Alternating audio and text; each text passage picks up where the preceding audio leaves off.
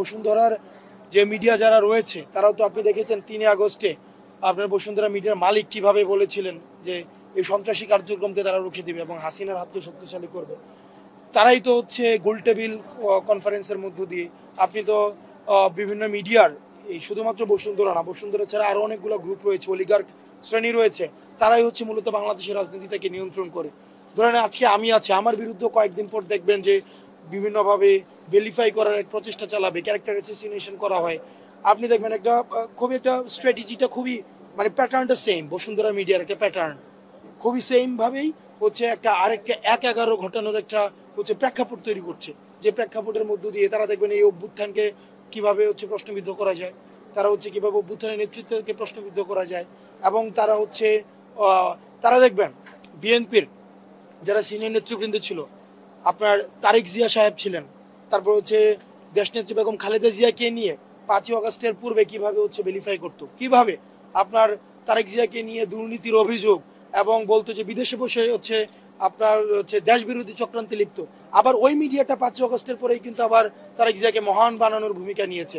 অর্থাৎ এই মিডিয়াটা, বিশেষ করে এই বসুন্ধরার এই মিডিয়াটা, এটার হাত থেকে যদি আপনি এটা একটা মাফিয়া তন্ত্র তৈরি করেছে, একদম স্ট্রেইট ফরওয়ার্ড ফ্র্যাঙ্কলি স্পিকিং এটা একটা মাফিয়া তন্ত্র তৈরি করেছে। এবং এই মাফিয়া তন্ত্র রাজনীতিবিদরা যদি সচেতন না হয়, আজকে আপনাকে হিরো বানাচ্ছে, পট পরিবর্তন হলে আবার আপনাকে ভিলেন বানাবে।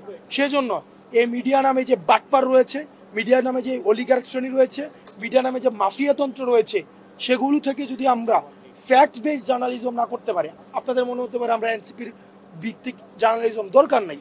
আপনারা যারা সাংবাদিক রয়েছেন দয়া করে ফ্যাক্ট বেসড জার্নালিজম করেন।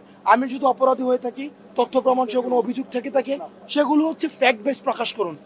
জানা গেল কি জানা গেল, তারপর হচ্ছে যেমন কিছুদিন আগে এক উপদেষ্টার বাবার বিরুদ্ধে অভিযোগ আসছে চাল চুরি নাকি করেছে, নিউজ করেছে যে উমুক উপদেষ্টার বাবার চাল চুরির বিষয়ে যা জানা গেল, নিউজে গিয়ে দেখে কিছুই নাই। এই যে ক্লিক বাইটার জার্নালিজম, এগুলোর মধ্য দিয়ে আসলে ক্যারেক্টার অ্যাসাসিনেশন করা হয়।